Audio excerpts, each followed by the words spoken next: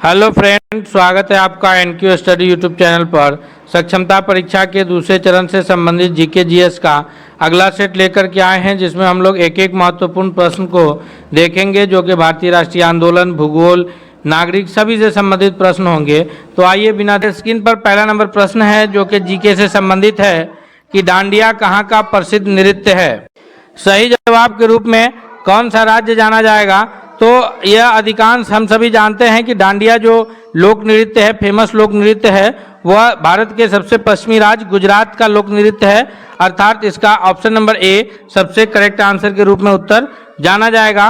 Next question की ओर बढ़ते हैं। क्वेश्चन नंबर दूसरा है कि रंगोली भारत के किस क्षेत्र की एक प्रमुख कला है, यानी रंगोली कहाँ सबसे अधिक, ये कला का जो रंगोली कला है इसका सबसे अधिक कहाँ इस्तेमाल होता है। तो इस प्रश्न का जो सबसे सही उत्तर के रूप में आंसर होगा गुजरात, महाराष्ट्र, राजस्थान या छत्तीसगढ़ में महाराष्ट्र राज्य सबसे सही आंसर के रूप में उत्तर जाना जाएगा। नेक्स्ट सवाल है कि पुष्पों को क्रम से लगाने की जो जापानी कला है उसको क्या कहा जाता है, यानी फूलों को जो क्रम से लगाने की एक जापानी शैली है जिसमें फूलों को क्रम से लगा के व्यवस्थित किया जाता है, यह कौन सी कला के नाम से जाना जाता है। यह एक बहुत ही महत्वपूर्ण प्रश्न है, अक्सर परीक्षाओं में आते हैं। तो इसका सही उत्तर हो जाएगा ऑप्शन नंबर बी कि यह इकेबाना जो है कला के रूप में जाना जाता है। दोस्तों एक एक महत्वपूर्ण प्रश्न को हम इसमें कवर करेंगे, आप अपने अंत तक बने रहिएगा वीडियो के। साथ ही साथ आपसे रिक्वेस्ट है कि यदि आप चैनल पर नए हैं तो प्लीज़ आप चैनल को जरूर सब्सक्राइब करते हुए बेल आइकन को दबा लीजिएगा, और अगर वीडियो पसंद आए तो लाइक करते हुए दोस्तों के बीच भी शेयर कीजिएगा ताकि सब लोग की तैयारी हो जाए।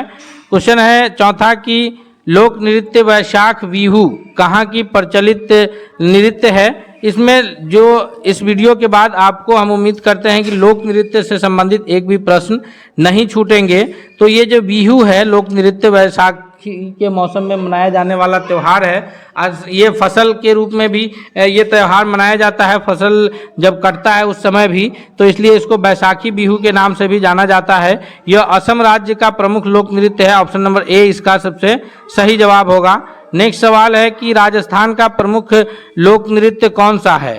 तो राजस्थान राज्य का जो एक सबसे प्रमुख लोक नृत्य है वह है घूमर, यानी ऑप्शन नंबर सी सबसे सही उत्तर हो जाएगा कि घूमर जो है वो राजस्थान का सबसे प्रमुख लोक नृत्य है। गरबा गुजरात का लोक नृत्य है। बिहू अभी पिछले प्रश्न में हम कवर किए हैं कि यह जो है असम का लोक नृत्य है। याद रखिए, गरबा कहाँ का है? गुजरात का, घूमर राजस्थान का, बिहू असम का। नेक्स्ट सवाल है कि कौन सा लोक नृत्य गरीबों की कथकली के नाम से जाना जाता है। कथकली वैसे तो ये जो लोक नृत्य है केरल का लोक नृत्य है कथकली, और कथकली ये भारतीय शैली का लोक नृत्य हालांकि नहीं है, लेकिन गरीबों का कथकली के रूप में कौन सा लोक नृत्य जाना जाता है। तो कथकली सबसे पहले जानिए कि कहाँ का है। तो कथकली लोक नृत्य कहाँ का है? केरल का।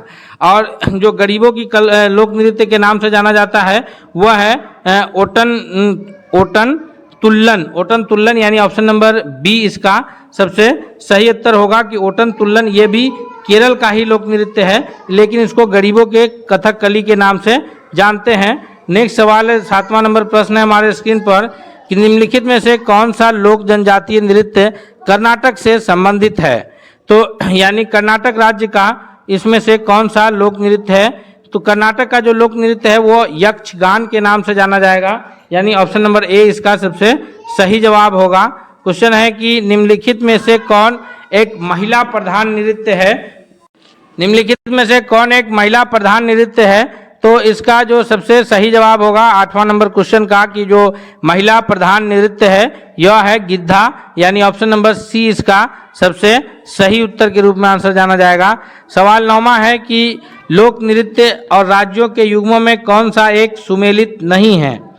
कोड़कू महाराष्ट्र, उसके बाद है घूमर हरियाणा, फिर झूमर हरियाणा, थाली हिमाचल प्रदेश, मुकना मणिपुर। तो कोड़कू महाराष्ट्र सही है, थाली हिमाचल प्रदेश सही है, मुकना मणिपुर सही है, लेकिन झूमर या घूमर जो है यह हरियाणा का नहीं बल्कि राजस्थान का लोक नृत्य है। ऑप्शन नंबर बी इसका करेक्ट आंसर हो जाएगा। अगले प्रश्न की ओर बढ़ते हैं हम लोग। नेक्स्ट क्वेश्चन है 10वां कि रोबर्स कप यह है किस खेल से संबंधित कप है। रोबर्स कप का जो संबंध है यह फुटबॉल से संबंधित है, यानी 10वां का ऑप्शन नंबर ए सबसे सही जवाब के रूप में आंसर जाना जाएगा। कि रोबस कप किस खेल से संबंधित है? फुटबॉल से संबंधित है। क्वेश्चन है कि नकदी फसल में सम्मिलित नहीं है। गन्ना, कपास, जूट और गेहूं। तो नकदी फसल को दो रूप में बांटा गया है। कुछ फसल वो है जो खाद्यान्न फसल के रूप में जाना जाता है, यानी जिसका इस्तेमाल खाने के लिए करते हैं, जैसे दलहन है, तिलहन है, उसके बाद जो है गेहूं है, चावल है, ये सारे खाद्यान्न फसल है। तो उसमें कुछ है जो नकदी फसल है जिसका इस्तेमाल लोग उपजा करके बेचने के लिए करते हैं, यानी व्यापारिक के स्तर पर उसका उत्पादन होता है। तो गन्ना है, कपास है, जूट है, ये सभी नकदी फसल आएंगे, क्योंकि इसका उत्पादन ही इसलिए किया जाता है ताकि इसको बेचा जा सके, उससे मुनाफा कमाया जा सके। लेकिन गेहूं का उत्पादन खाने के लिए किया जाता है, तो ये खाद्यान्न फसल में होगा। बाकी गन्ना, कपास और जूट जो है वह नकदी फसल में आएगा। गेहूं खाद्यान्न फसल है, गेहूं रब्बी फसल भी है, यानी ऐसी फसल है जिसकी बुआई जो है अक्टूबर नवंबर के महीने में होती है और उसकी कटाई मार्च अप्रैल के महीने में की जाती है, उसको रब्बी फसल के नाम से जानते हैं।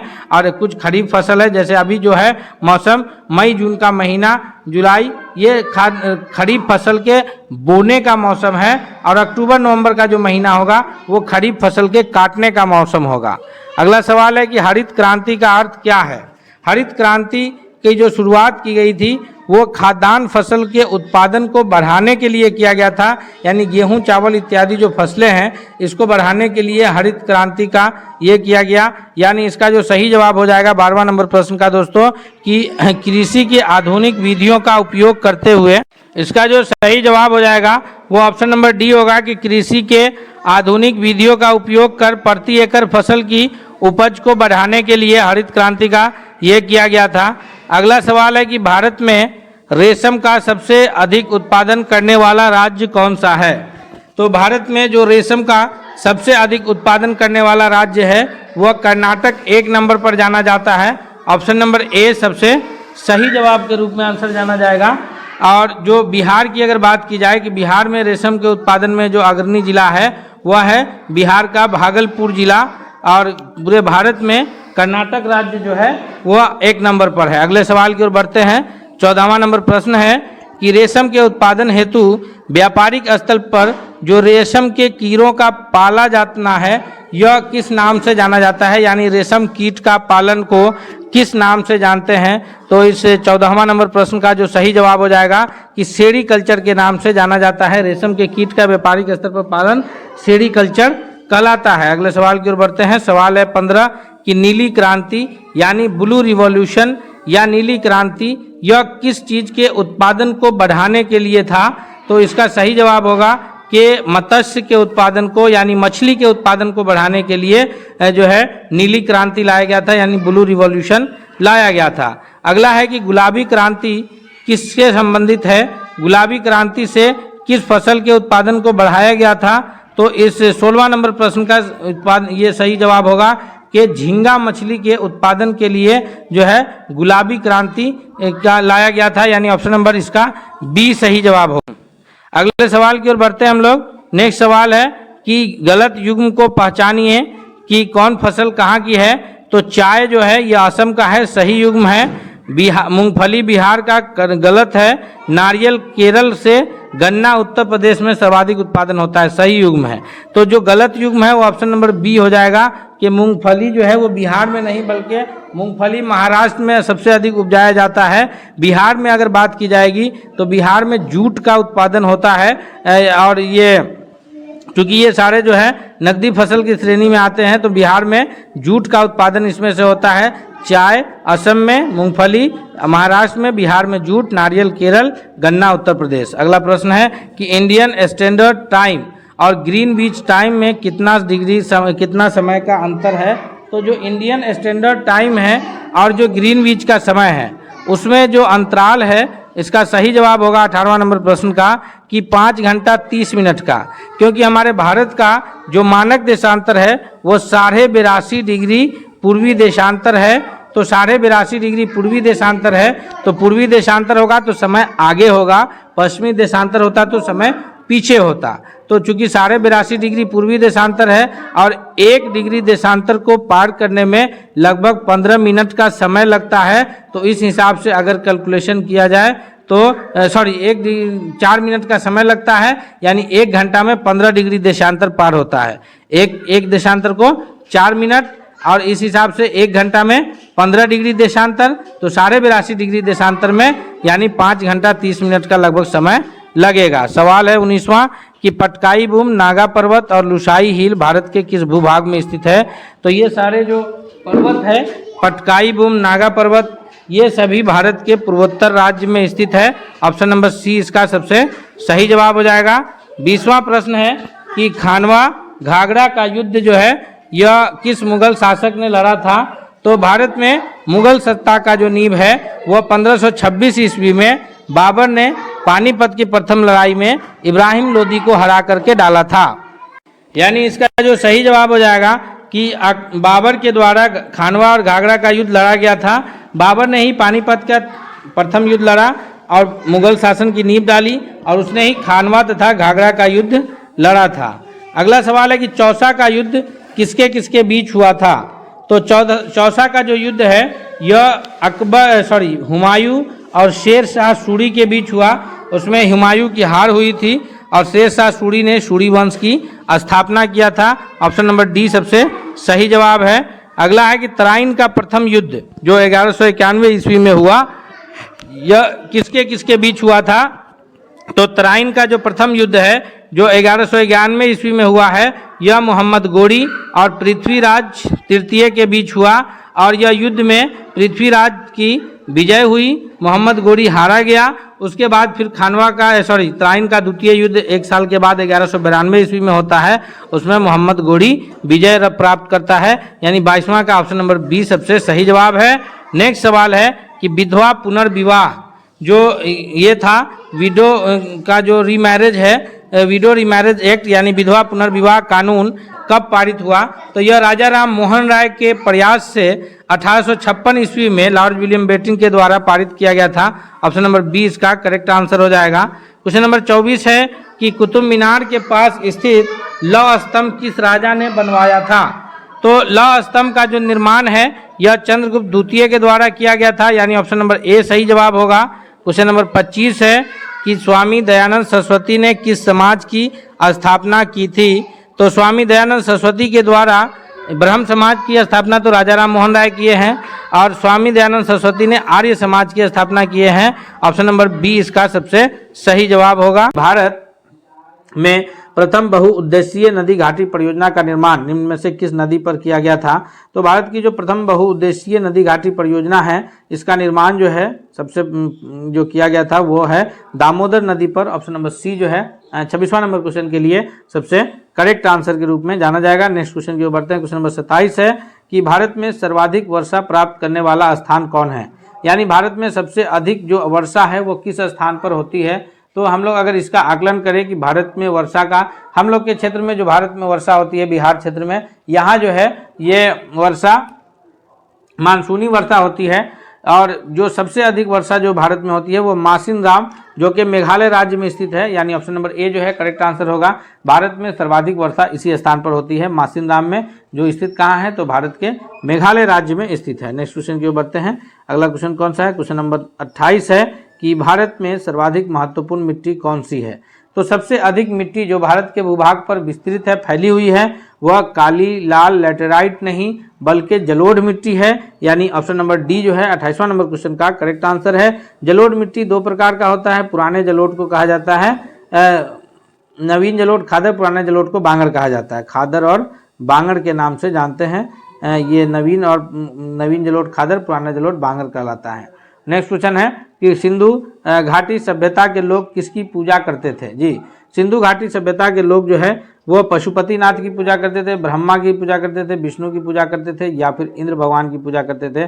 तो 29वां नंबर क्वेश्चन का करेक्ट आंसर है ऑप्शन नंबर ए कि सिंधु घाटी सभ्यता के जो लोग थे वो पशुपति की पूजा करते थे। नेक्स्ट क्वेश्चन की ओर बढ़ते हैं। क्वेश्चन नंबर 30 है कि बोल्शेविक क्रांति कब हुई। तो यह जो प्रश्न है जनरल नॉलेज से रिलेटेड प्रश्न जो है डाला गया है, क्योंकि इससे प्रश्न भी बनने के चांसेस रहते हैं। तो बोल्शेविक क्रांति जो हुई थी यह 1917 में कहाँ हुई थी, तो रूस में हुई थी। किसके विरुद्ध, तो उस वक्त रूस का शासक था जार निकोलस द्वितीय। कौन था उसका रूस का शासक, जार निकोलस द्वितीय था। उसके विरुद्ध जो है 1917 में बोल्शेविक क्रांति हुई थी। यानी 30वां नंबर क्वेश्चन का बी जो है वो सबसे करेक्ट आंसर है। नेक्स्ट क्वेश्चन की ओर बढ़ते हैं कि अलीगढ़ मुस्लिम विश्वविद्यालय के संस्थापक के रूप में कौन जाने जाते हैं। मौलाना अबुल कलाम आज़ाद हैं, सर सैयद अहमद खां हैं, या फिर मोहम्मद अली जिन्ना है, या डॉक्टर जाकिर हुसैन है। तो इसका जो सबसे करेक्ट आंसर है 31वां नंबर क्वेश्चन का ऑप्शन नंबर सी बी है कि सर सैयद अहमद खां जो है यह AMU यानी अलीगढ़ मुस्लिम यूनिवर्सिटी के संस्थापक के रूप में जाने जाते हैं। और इन्होंने सबसे पहले वहाँ पर जो है 1869 में खोला था कॉलेज, एक मोहम्मदन एंग्लो ओरिएंटल कॉलेज के नाम से। बाद में वही कॉलेज जो है फिर अलीगढ़ मुस्लिम यूनिवर्सिटी के रूप में आज वहाँ मौजूद है। अगला क्वेश्चन है क्वेश्चन नंबर 32 है कि प्रथम विश्व युद्ध के दौरान भारत में लोकप्रिय होने वाला आंदोलन कौन सा था। तो प्रथम विश्व युद्ध हुआ कब, प्रथम विश्व युद्ध हुआ था 1914 से लेकर के 18 के बीच चला था। द्वितीय विश्व युद्ध 1939 से लेकर के 45 के बीच चला है।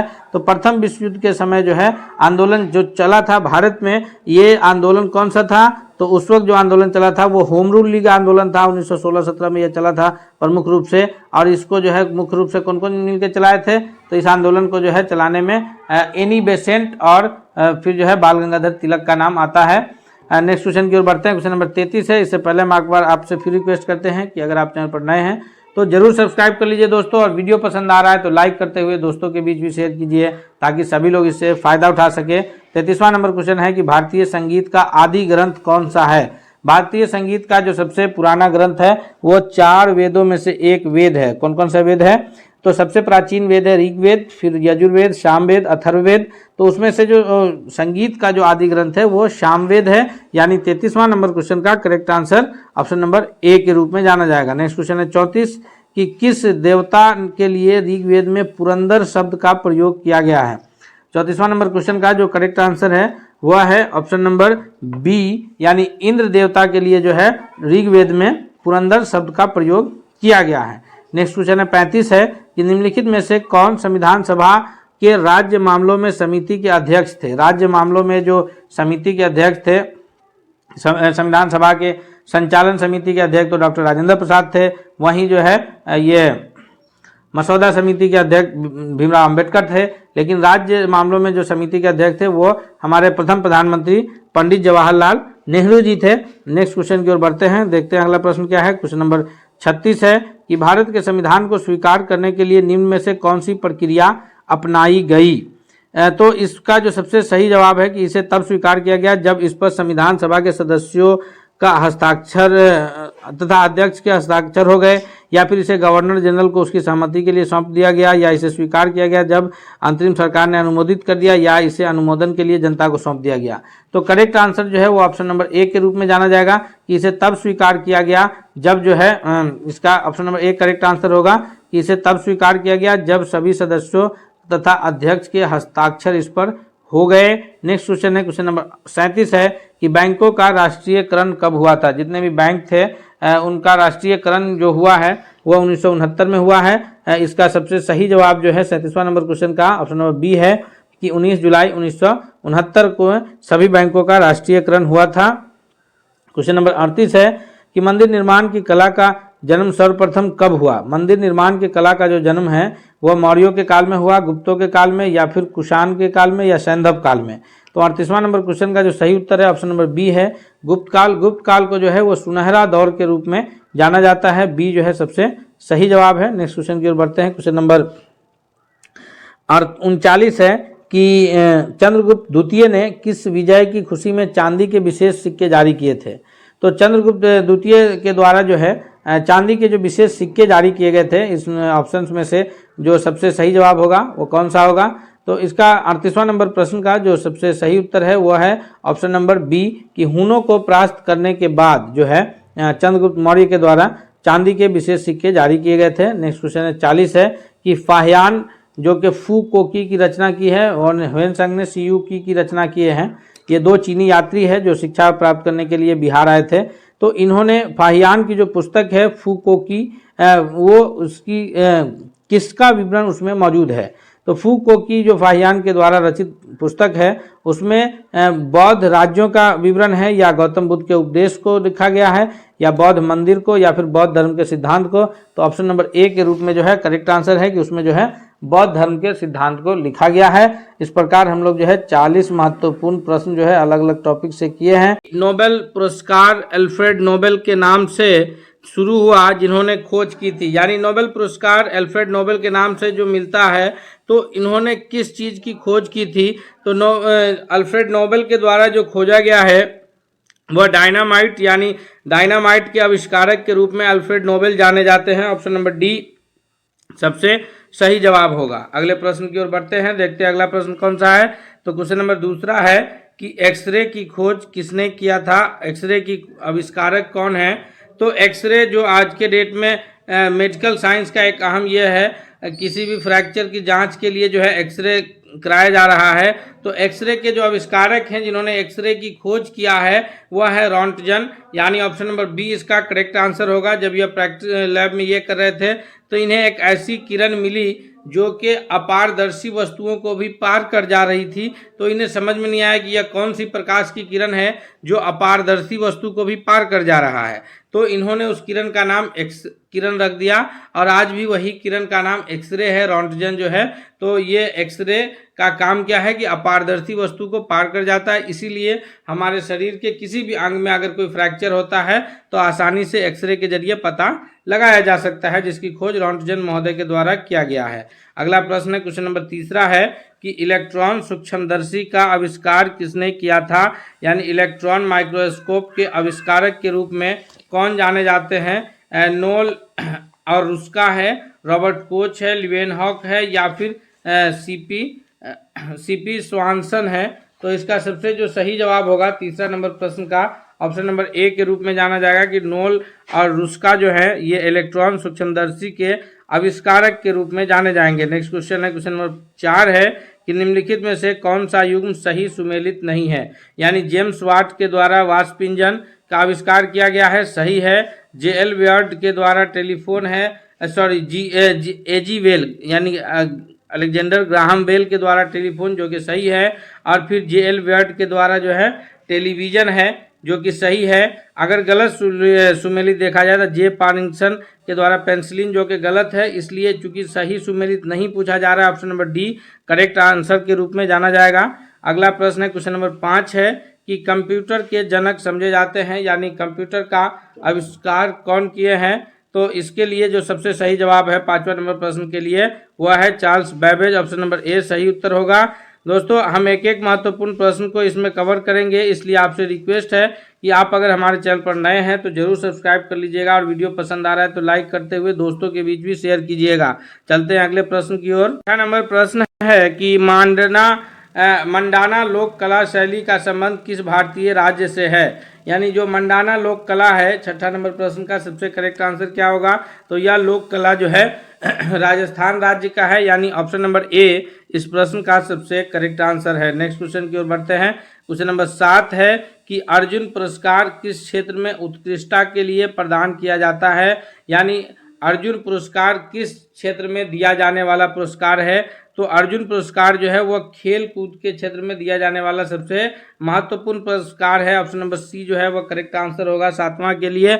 और राष्ट्रीय खेल दिवस जो है वो 29 अगस्त को याद रखिएगा मेजर ध्यानचंद के जन्म दिवस के अवसर पर मनाया जाता है। अगले प्रश्न की ओर बढ़ते हैं, हम लोग देखते हैं 8वां नंबर प्रश्न क्या है। तो हॉकी का जादूगर किसे कहा जाता है। हॉकी का जादूगर जो है वह मेजर ध्यानचंद जी को कहा जाता है, यानी ऑप्शन नंबर सी इसका सबसे करेक्ट आंसर होगा। और इन्हीं के जन्म दिवस पर जो है राष्ट्रीय खेल दिवस के रूप में भारत में मनाते हैं, ऑप्शन नंबर सी इसमें सबसे करेक्ट आंसर है। और एक और प्रश्न याद रखिएगा कि जो पहले राजीव गांधी खेल रत्न पुरस्कार दिया जाता था अब उसका नाम भी बदल करके मेजर ध्यानचंद खेल रत्न पुरस्कार किया गया है। अगले प्रश्न की ओर बढ़ते हैं हम लोग, क्वेश्चन नंबर 9 है कि विश्व स्वास्थ्य दिवस कब मनाया जाता है। जी इसका सबसे सही जवाब क्या होगा। विश्व स्वास्थ्य दिवस जो है 1 अप्रैल, 4 अप्रैल, 7 अप्रैल या फिर 11 अप्रैल। तो इसका करेक्ट आंसर है ऑप्शन नंबर सी कि 7 अप्रैल को मनाया जाता है। दोस्तों अगर आप इस प्रश्न का उत्तर कर पा रहे हैं तो आप भी कमेंट करके बता सकते हैं पहले, और अंत में आप जरूर बताएंगे कि इनमें से कितने प्रश्न को आप सही कर पाए हैं। क्वेश्चन नंबर 10 है कि गोल घर का निर्माण किस गवर्नर जनरल के समय में हुआ था, यानी किस गवर्नर जनरल के शासनकाल में पटना में गोल घर का निर्माण कराया गया है। वारेन हेस्टिंग्स है, या फिर लॉर्ड हार्डिंग है, कॉर्नवालिस है, या सर जॉन सॉर है। तो इसका सही उत्तर है ऑप्शन नंबर सी के लॉर्ड कॉर्नवालिस के समय में जो है पटना में गोल घर का निर्माण कार्य हुआ है। नेक्स्ट सवाल की ओर बढ़ते हैं। अगला प्रश्न है क्वेश्चन नंबर 11 है कि विश्व का पहला गणतंत्र वैशाली किसके द्वारा स्थापित किया गया था जी। तो विश्व का जो पहला गणतंत्र है वैशाली में स्थित है। यह मौर्य साम्राज्य, लिच्छवी, गुप्त या नंद वंश के द्वारा स्थापित किया गया है। इसका जो सबसे सही जवाब है कि जो वैशाली में जो गणतंत्र पहला गणतंत्र स्थापित है यह लिच्छवी गणराज्य के द्वारा स्थापित किया गया था। ऑप्शन नंबर बी जो है वह करेक्ट आंसर होगा। बिहार में जो है पूरे 16 महाजनपदों में से 3 प्रमुख महाजनपद का ये बिहार में मिलता है, जिसमें से मगध साम्राज्य, वज्जी संघ तो उसी में वज्जी संघ का एक हिस्सा था लिच्छवी गणराज्य, और मगध साम्राज्य का हिस्सा है मौर्य साम्राज्य, जिसमें जो है हर्यक वंश, नंद वंश और उसके बाद जो है मौर्य साम्राज्य की स्थापना होती है। तो ये इस प्रकार जो है ये विश्व का पहला गणतंत्र कौन सा है, लिच्छवी गणराज्य है। नेक्स्ट प्रश्न की ओर बढ़ते हैं। क्वेश्चन नंबर 12 है कि द्वितीय बौद्ध संगीति का आयोजन किस शासक ने किया था। तो द्वितीय बौद्ध संगीति का जो आयोजन करने वाले शासक जाने जाते हैं। 12वां नंबर प्रश्न का जो सबसे करेक्ट आंसर है वह डी है कि काला अशोक के समय में जो है द्वितीय बौद्ध संगीति का आयोजन हुआ था, जो कि कहाँ हुआ था, तो यह वैशाली में हुआ था। तृतीय बौद्ध संगीति का आयोजन जो है यह पाटलिपुत्र में हुआ है, जो कि उस वक्त जो शासन था वो अशोक महान या फिर अशोक मौर्य, कहिए कि अशोक मौर्य के शासनकाल में तीसरा बौद्ध संगीति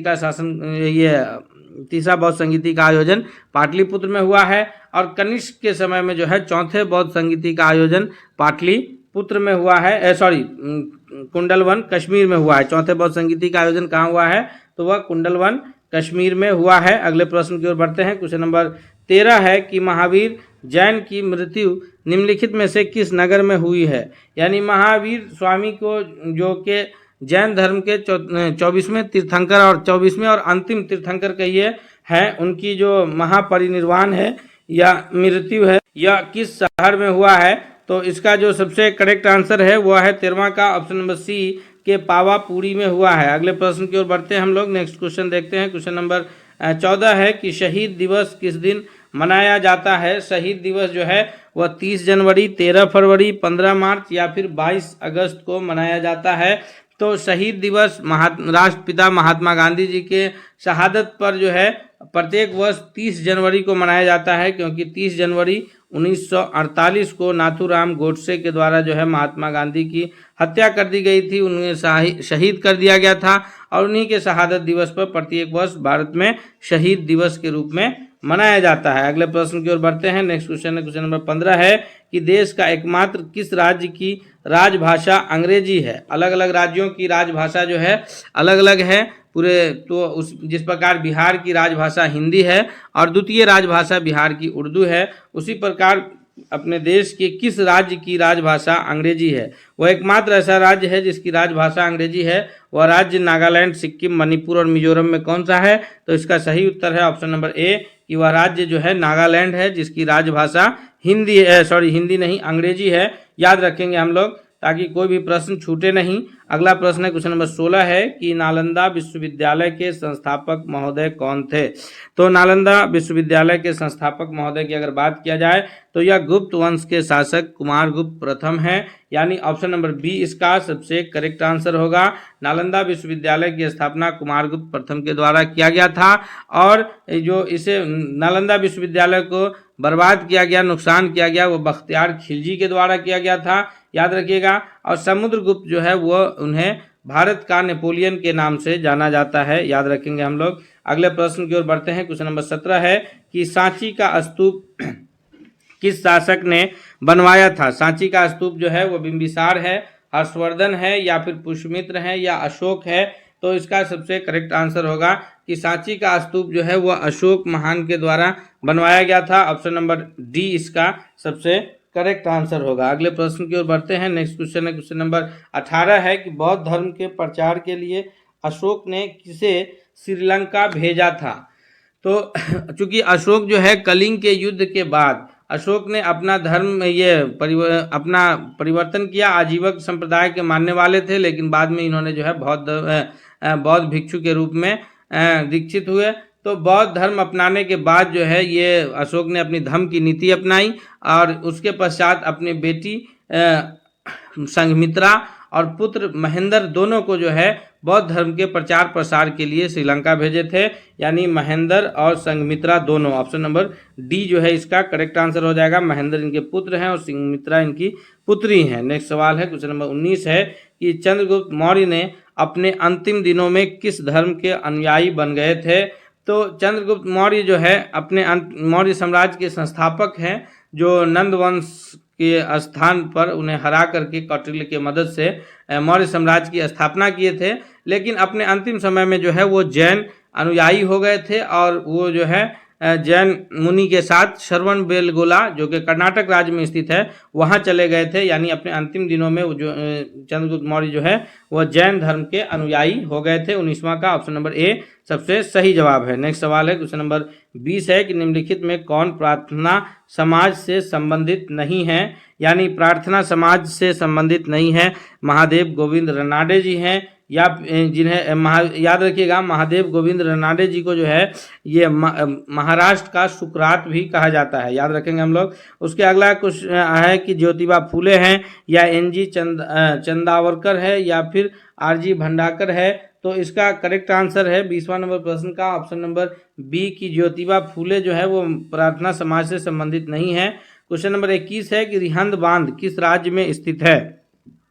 तो रिहंद बांध जो है यह अपने पड़ोसी बिहार के पड़ोसी राज्य उत्तर प्रदेश में स्थित है, अर्थात ऑप्शन नंबर बी जो है इसका सबसे करेक्ट आंसर है 21वां नंबर प्रश्न का। नेक्स्ट क्वेश्चन की ओर बढ़ते हैं। क्वेश्चन नंबर 22 है कि निम्नलिखित में से जनता के द्वारा प्रत्यक्ष रूप से निर्वाचित सदन कौन सा है। तो अगर हम लोग इस सदन की बात करें कि जो जनता के द्वारा जहां प्रतिनिधि प्रत्यक्ष रूप से चुन करके आते हैं तो वह सदन है लोकसभा, जिसमें जनता के द्वारा प्रत्यक्ष रूप से चुने हुए प्रतिनिधि आते हैं। लोकसभा का कार्यकाल 5 वर्ष का होता है। प्रत्येक 5 वर्ष पर जो है इसका विघटन होता है और उसके पश्चात जो है अगले ये चुन करके आते हैं। पूरे 543 जो है लोकसभा के ये पूरे भारत से 543 लोग चुन करके पहुंचते हैं सदन में, और ये जनता के द्वारा डायरेक्ट चुने जाते हैं। इनमें जो उम्र सीमा रखी गई है कि सबसे कम उम्र है वह है 25 वर्ष। 25 वर्ष से कम उम्र का व्यक्ति जो है लोकसभा का सदस्य नहीं बन सकता है। वहीं अगर राज्यसभा की बात की जाए तो राज्यसभा में जो है चुन करके आते हैं वो डायरेक्ट नहीं आते हैं, अप्रत्यक्ष ढंग से आते हैं। जनता के चुने हुए प्रतिनिधि उन्हें चुनते हैं। नेक्स्ट सवाल है, क्वेश्चन नंबर 23 है कि भारतीय संविधान के किस अनुच्छेद में लोकसभा के गठन के संबंध में प्रावधान किया गया है। 23वां नंबर प्रश्न का जो सबसे सही उत्तर है वह है ऑप्शन नंबर सी के अनुच्छेद 81 में भी है और अनुच्छेद 331 में भी है। यानी इस दोनों अनुच्छेद में जो है वह लोकसभा के गठन से संबंध में प्रावधान है। अगला प्रश्न है, क्वेश्चन नंबर 31 है कि 31वें संविधान संशोधन अधिनियम के द्वारा लोकसभा की अधिकतम सदस्यों की संख्या कितनी निर्धारित की गई है। जी 31वां जो संविधान संशोधन अधिनियम है उसके तहत लोकसभा में मैक्सिमम जो सदस्यों की संख्या है वो 545 है। हालांकि अधिकतम सदस्यों की संख्या 552 हो सकती है, लेकिन निर्वाचित होने वालों की संख्या 545 है और उसमें से 543 जो है वो जनता के द्वारा डायरेक्ट चुन करके आते हैं और जनता उन्हें वोट करके हर 18 वर्ष से अधिक उम्र के भारतीय नागरिक जो है उसे वोट करने का अधिकार प्राप्त है और वो चुन करके अपने प्रतिनिधि के रूप में 543 को अलग अलग राज्य और केंद्र शासित प्रदेशों से भेजते हैं। 2 सदस्य को जो है राष्ट्रपति महोदय के द्वारा एंग्लो इंडियन समुदाय के मनोनीत किए जाते थे, लेकिन अब उन्हें जो है 104वें संविधान संशोधन के द्वारा जो बात अनुच्छेद 331 में वर्णित था कि 2 एंग्लो इंडियन समुदाय के सदस्य को राष्ट्रपति मनोनीत करेंगे, उसे 104वां संविधान संशोधन के द्वारा शून्य कर दिया गया है। यानी अब राष्ट्रपति जो है वो 2 सदस्यों को मनोनीत नहीं करते हैं। याद रखेंगे पहले करते थे 543 प्लस 2 एंग्लो इंडियन समुदाय के लोग होते थे, लेकिन अब जो है जो 2020 में 104वें संविधान संशोधन के द्वारा उसे शून्य कर दिया गया है। नेक्स्ट प्रश्न की ओर बढ़ते हैं। क्वेश्चन नंबर अगला 25 है, देखते हैं 25वां नंबर प्रश्न। 25वां नंबर प्रश्न है कि वर्तमान लोकसभा में प्रत्येक राज्य के लिए स्थानों का आवंटन कब किस आधार पर किया गया है। तो अभी जो वर्तमान लोकसभा में सीटों का आवंटन है वह 1971 के जनगणना के आधार पर किया गया है और यह जो आवंटन रहना है यह 2026 तक रहना है, यानी 2026 के पश्चात जो है फिर से नए तरीके से आवंटन होगा। हालांकि उसके लिए प्रस्तावित है, जैसे बिहार में अभी अगर वर्तमान में लोकसभा के सदस्यों की संख्या देखी जाए तो यह 40 है, लेकिन प्रस्तावित के रूप में 61 है। तो ये 2026 के बाद प्रभावी होगा। 2024 का लोकसभा चुनाव जो है वह 1971 के जनगणना के आधार पर आवंटित जो है सीटों के आधार पर ही हो रहा है। Option number C correct answer होगा और ये 2026 के पश्चात इसमें जो है ये संशोधन होगा और जनसंख्या के आधार पर सीटों का बंटवारा होगा और सीटों की संख्या में बढ़ोतरी होगी, यानी चूंकि जनसंख्या में वृद्धि हुई है इसलिए सीटों की संख्या में भी वृद्धि होगी। अगले प्रश्न की ओर बढ़ते हैं। क्वेश्चन नंबर 26 है कि लोकसभा के लिए प्रथम आम चुनाव किस वर्ष हुआ था। तो लोकसभा के लिए जो प्रथम सबसे पहले बार आम चुनाव हुआ है वो हम सभी जानते हैं कि 1947 में देश आज़ाद हुआ, 1950 में हमारा संविधान लागू हुआ, उसके पश्चात अंतरिम सरकार का जो गठन हुआ था उसी के आधार पर सरकारें चल रही थी, लेकिन 1952 में प्रथम बार पहली बार जो है वो लोकसभा के लिए आम चुनाव हुआ। ऑप्शन नंबर सी इसका सबसे करेक्ट आंसर के रूप में उत्तर जाना जाएगा। नेक्स्ट क्वेश्चन है कि लोकसभा चुनाव लड़ने के लिए इच्छुक व्यक्ति की न्यूनतम आयु क्या होनी चाहिए। तो हम अभी पीछे इस प्रश्न पर चर्चा किए हैं कि जो व्यक्ति लोकसभा का चुनाव लड़ने की इच्छा रखते हैं उनकी आयु कम से कम 25 वर्ष होना चाहिए। हालांकि मतदान करने के लिए आयु सीमा जो निर्धारित है वो 18 वर्ष है, लेकिन जो व्यक्ति लोकसभा के सदस्य के लिए निर्वाचित होना चाहते हैं तो वो 25 वर्ष के होंगे। राज्यसभा के लिए जो न्यूनतम उम्र सीमा है वो 30 वर्ष है और राष्ट्रपति बनने के लिए जो न्यूनतम उम्र सीमा है वो 35 वर्ष है, यानी 35 वर्ष से कम उम्र का कोई भारतीय नागरिक भारत के राष्ट्रपति बनने की उम्र सीमा के लायक वो नहीं रहता है। अगले प्रश्न की ओर बढ़ते हैं। क्वेश्चन नंबर 28 है कि बिहार में लोकसभा के लिए कुल सीटों की संख्या कितनी है। तो ये तो 40 है, हम सभी जानते हैं। Option number A correct answer हो जाएगा। लोकसभा का 40 है, राज्यसभा का 16 है, याद रखिएगा। विधानसभा का 243 है और विधान परिषद के सीटों की संख्या 75 है। तो चूंकि यहाँ बिहार की जो विधानमंडल है वो द्विसदनात्मक है, यानी यहाँ का निचला सदन विधानसभा है जो 243 सदस्यों की संख्या है और ऊपरी सदन विधान परिषद है जहाँ सदस्यों की संख्या 75 है। अगला प्रश्न है क्वेश्चन नंबर 29 है कि दिल्ली में स्थित शांति वन में किनका समाधि स्थित है। शांति वन में जो समाधि स्थित है वह है ऑप्शन नंबर बी, यानी पंडित जवाहरलाल नेहरू जी का है। ऑप्शन भारत के प्रथम प्रधानमंत्री के रूप में जाने जाते हैं। अगला प्रश्न की ओर बढ़ते हैं। क्वेश्चन नंबर 30 है कि अजंता की गुफा कहाँ स्थित है। किस राज्य में जो है अजंता की गुफा स्थित है। उड़ीसा, मध्य प्रदेश, महाराष्ट्र या फिर केरल। तो इसका सही उत्तर है ऑप्शन नंबर सी कि यह जो है महाराष्ट्र राज्य में स्थित है। दोस्तों ये सभी महत्वपूर्ण प्रश्न जो है आपकी परीक्षा की दृष्टि से बहुत लाभकारी है, इसलिए आपसे रिक्वेस्ट भी है कि यदि आप हमारे चैनल पर अब तक नए हैं तो जरूर सब्सक्राइब कर लीजिएगा और वीडियो पसंद आ रहा है तो इसे लाइक करते हुए दोस्तों के बीच शेयर करना नहीं भूलिएगा। क्वेश्चन नंबर 31 है कि पतंजलि का संबंध किससे है। पतंजलि का जो संबंध है तो ये इसका संबंध योग दर्शन से है। ऑप्शन नंबर डी इसका सबसे करेक्ट आंसर है, याद रखेंगे हम लोग। और अगले प्रश्न की ओर बढ़ते हैं। नेक्स्ट क्वेश्चन कौन सा है। क्वेश्चन नंबर 32 है कि गौतम बुद्ध का वास्तविक नाम क्या है। गौतम बुद्ध के नाम से प्रसिद्ध जो है बौद्ध धर्म के संस्थापक गौतम बुद्ध, जिनका जन्म जो है लुम्बिनी वन में हुआ था और इन्होंने अपना पहला उपदेश जो है वो सारनाथ में दिया है। इनका जो वास्तविक नाम है वो सिद्धार्थ है। ऑप्शन नंबर बी 32वां नंबर प्रश्न का सबसे सही उत्तर है कि सिद्धार्थ जो है उनके बचपन का वास्तविक नाम है। नेक्स्ट सवाल है क्वेश्चन नंबर 33 है कि किसने कहा था कि दिल्ली अभी दूर है। तो ये जो है ये दिल्ली सल्तनत के सुल्तान जो तुगलक वंश के शासक थे उन्हें हजरत निजामुद्दीन औलिया के द्वारा कहा गया था कि दिल्ली अभी दूर है। हुनूज दिल्ली दुरस्त ये फारसी का एक ये है जुमला है जिसका अर्थ होता है कि हुजूर दिल्ली अभी दूर है। यह हजरत निजामुद्दीन औलिया के द्वारा कहा गया था, यानी ऑप्शन नंबर ए जो है वह सबसे सही उत्तर है। नेक्स्ट सवाल की ओर बढ़ते हैं। क्वेश्चन नंबर 34 है कि इनमें से कौन सा एक मिश्र धातु है। मिश्र धातु किसे कहते हैं, ये हम लोग ध्यान में रखें कि जब दो या दो से अधिक धातु को एक साथ मिला करके एक नया पदार्थ बनाया जाता है तो वह मिश्र धातु कहलाता है। वैसे धातु अधातु तो हम सभी जानते हैं कि जैसे लोहा है, एल्युमिनियम है, तांबा है, ये सभी धातु के श्रेणी में आते हैं जो ऊष्मा तथा विद्युत के सुचालक होते हैं और इन्हें पीट करके जो है पतला चादर बनाया जा सकता है, खींच के पतला तार बनाया जा सकता है। उसी प्रकार जब दो धातु को एक साथ मिला करके एक नया सामान बनाया जाता है उसे मिश्र धातु कहा जाता है। तो इसमें जस्ता जिंक जो है यह धातु है, एल्युमिनियम धातु है, लेकिन स्टील की अगर बात किया जाए तो यह क्या है, मिश्र धातु है, यानी दो या अधिक धातु के मिलकर बने हैं। क्वेश्चन नंबर 35 है कि प्लास्टर ऑफ पेरिस प्राप्त किया जाता है। प्लास्टर ऑफ पेरिस जिसका उपयोग जो है वह फ्रैक्चर हड्डियों को जोड़ने में किया जाता है तथा मूर्तियों को आकार बनाने में, जो मूर्तिकार लोग होते हैं अलग अलग ये की मूर्ति बनाते हैं उन्हें भी आकार बनाने में इसका इस्तेमाल करते हैं वो प्लास्टर ऑफ पेरिस का। और जो प्लास्टर चढ़ाया जाता है टूटे हुए हड्डियों को फ्रैक्चर के दौरान तो उसमें भी यही प्लास्टर ऑफ पेरिस का इस्तेमाल किया जाता है। इसे जो प्राप्त किया जाता है वो जिप्सम से किया जाता है, यानी ऑप्शन नंबर बी इसका सबसे करेक्ट आंसर है। नेक्स्ट सवाल है क्वेश्चन नंबर 36 है कि सूती और ऊनी रेशों में अंतर अगर हमें प्राप्त करना है तो उसे हम कैसे प्राप्त करेंगे। तो सूती और ऊनी रेशों में अंतर प्राप्त करने का सबसे आसान तरीका है कि उस रेशा को अगर हम लोग जलाते हैं तो जो सूती रेशा होता है वो जलता है लौ के साथ, लेकिन जो ऊनी रेशा होता है वो जलने की जगह पे जो है वो लौ के साथ ना जल करके वो बरकता है, यानी ऑप्शन नंबर बी इसका करेक्ट आंसर होगा। नेक्स्ट सवाल की ओर बढ़ते हैं। क्वेश्चन नंबर 37 है कि बर्फ पर दाब बढ़ाने से उसका गलनांक क्या होगा।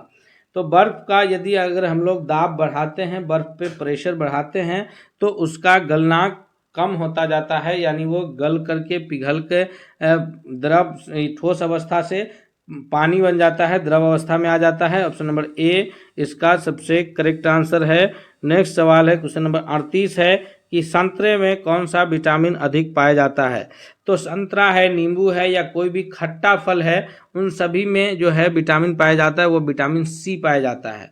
तो विटामिन सी संतरा, नींबू या किसी भी खट्टे फल में पाए जाते हैं, इसलिए ऑप्शन नंबर सी इसका सबसे करेक्ट आंसर होगा कि ये विटामिन सी का स्रोत कौन है, संतरा, नींबू इत्यादि। क्वेश्चन नंबर 39 है कि सूर्य उदय होते समय व डूबते समय लाल क्यों दिखाई देते हैं। तो सूर्य का दो प्रकाश की किरण जब पृथ्वी तक आती है तो रास्ते में कहीं निर्वात, कहीं मौसम जो है सघन, कहीं विरल माध्यम, अलग अलग प्रकार के माध्यम मिलते हैं और उन सभी माध्यमों में जो है सूर्य की प्रकाश के किरण का प्रकीर्णन होता है, जिस कारण जो है वो सूर्योदय के समय और फिर सूर्यास्त के समय उसका रंग लाल दिखाई देता है, वो प्रकीर्णन के कारण, यानी ऑप्शन नंबर डी इसका सबसे सही जवाब है। क्वेश्चन नंबर 40 है कि लोहे में जंग का लगना कौन सी एक प्रक्रिया है। तो लोहे में जो जंग का लगना है वह रासायनिक क्रिया है, यानी जंग लगने के पश्चात जो है पुनः वह वापस अपने पुराने रूप में नहीं आ पाता है, वो बर्बाद हो जाता है। Option number B correct answer है।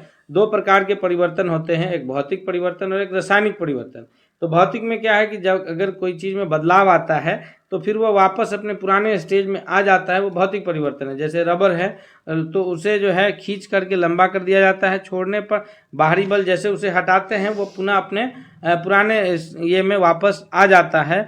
लेकिन जो रासायनिक परिवर्तन है, जैसे दूध से दही का बनना, तो फिर दही से दूध नहीं बन पाएगा, बर्फ से पानी बनने पर पानी से बर्फ हो जाएगा, लेकिन जो है दूध से दही बन जाने पर दही से दूध नहीं बन पाएगा। तो ये रासायनिक प्रक्रिया है। उसी प्रकार लोहे में जंग का लगना भी जो है वह एक रासायनिक प्रक्रिया है।